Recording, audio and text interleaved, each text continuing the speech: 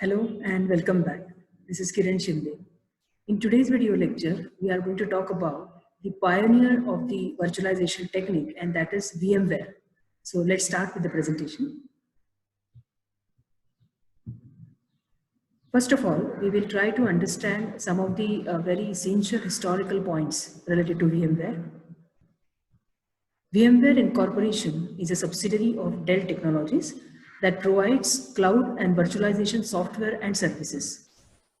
It claims to be the first successfully virtualize the x86 architecture commercially.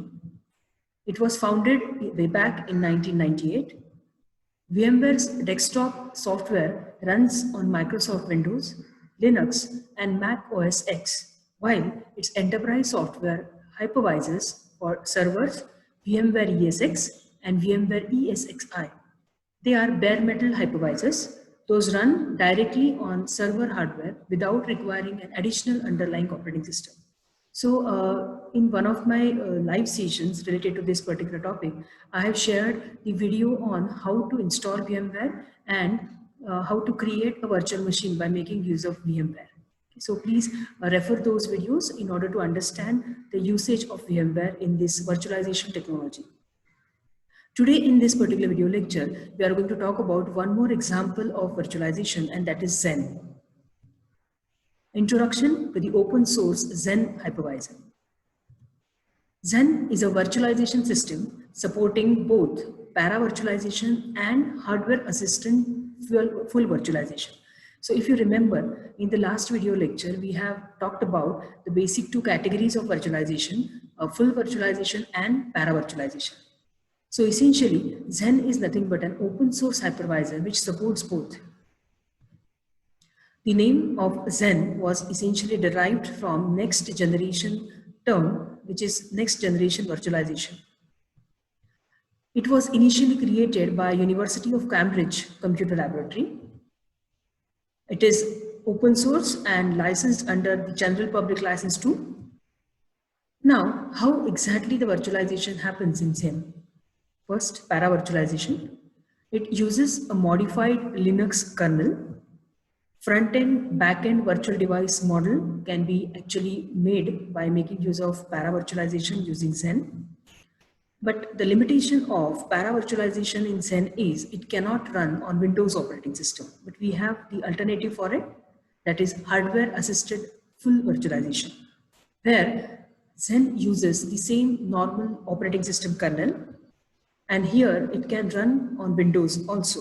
So the virtual machines which are created under this category, that is hardware assisted full virtualization, can be run on Windows. So essentially here you can decide if you want to go for a virtual machine with Windows background, then you can go with the hardware assisted option of Xen, or else if you want to have a Linux environment on VM, you can go for para virtualization. Now, here we can see certain terminologies which are used in Xen systems, where we can compare the general virtualization systems, such as VMM, that is Virtual Machine Monitor, which is called as hypervisor in Xen. Under hypervisor, you can see two more essential terms which are highly used in Xen systems, such as Xend, which is nothing but a Xen daemon process, which is very important and core part of Xen system. And Xend config.sxp, it is a configuration file which stores all the configuration information related to the virtual machines which are created using Xen. Then the base machine term in case of general virtualization system can be called as domain 0 in Xen.